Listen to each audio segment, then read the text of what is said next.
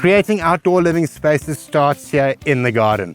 And it just so happened that I stumbled across the perfect spot to build this pergola. Before we could dig any holes in the ground, we needed to stake out the site with pegs and a fish line. Setting the pergola poles 3 meters by 2 meters apart.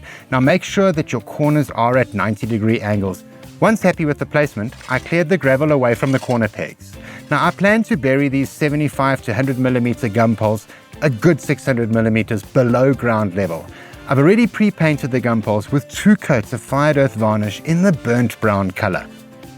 Now since the ground is hard and to make the job easier, I rented an auger from my local builders. It's as simple as collect, work and return. The install plant hire service really is a win-win, especially with plant and tools that you may not have.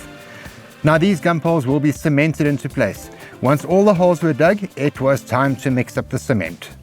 So we're using 42.5N black cement, mixing it in a ratio of 1 part cement, 3 parts river sand and 2 parts of stone. I added water to the dry mix, creating a yogurt-like consistency, then stood the gum pole in the center of the hole and added the cement around the sides with a spade.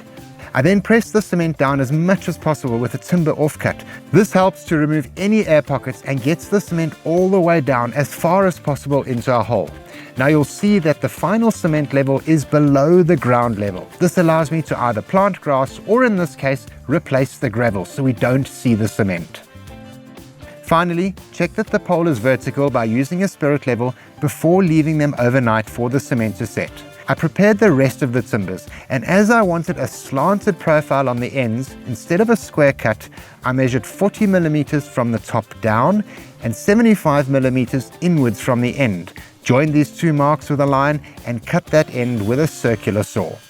Next, I sanded each timber, then applied 3 coats of fired earth gloss varnish in the same burnt brown color and allowed them to dry thoroughly. Everything is dried, the posts are solid. Let's raise the roof with perfect pergola rafters. Let's get cracking. I wanted the pergola to be 2.5 meters above ground. So at that level, I ran a fish line around all 4 poles and checked it with a line level. This level marks the top of the 2 outer beams. Once level on all 4 sides, mark and remove the fish line and cut any excess with a chainsaw. Cordless tools are so convenient. Next, grab your 3.5 meter timbers and mark 250 millimeters from the end on both sides. This mark will line up with the outside of the gum pole and hold it in place with a clamp. Then using 90 millimeter coach screws and a large fender washer, I attach the timbers to the gum poles with an impact wrench. These tools are built for fastening, and being cordless, there's no cables to get tangled with. Now to start on the cross beams. So these timbers are going to be spaced evenly apart across the top of the pergola. But how do we work out even spacing in between?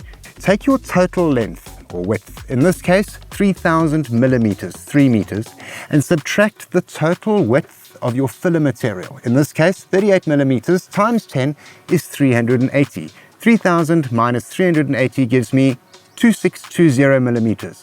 Now take that number and divide it by the number of spaces. 10 beams or 10 timbers, 9 spaces. 2620 divided by 9 is close enough to 29 centimeters. So from the edge of the plank to the next one is a 29 centimeter gap. Trust me, it works every time. Then it's as simple as place a crossbeam, again allowing a 250 millimeter overhang, and fasten the timber with a 90-degree steel bracket. Secure your timber, measure 290 millimeters that we calculated earlier, and secure the next, and so on, until all 10 timbers are in place. While I'm up here, I'll seal the gum poles where we cut them earlier with the varnish, and I'll do a few coats over a few days. With a perfect pergola, your garden has a feature that adds both height and style. Add in some garden furniture and you're ready to enjoy your outdoor living space. Now Builders has everything you need for a DIY like this, from the gum poles to the varnish, and it's all available in-store or online at builders.ca.za. For more videos like this, check out the blog on the website. It's due day for creating your space in your garden. Get to Builders. Get it done.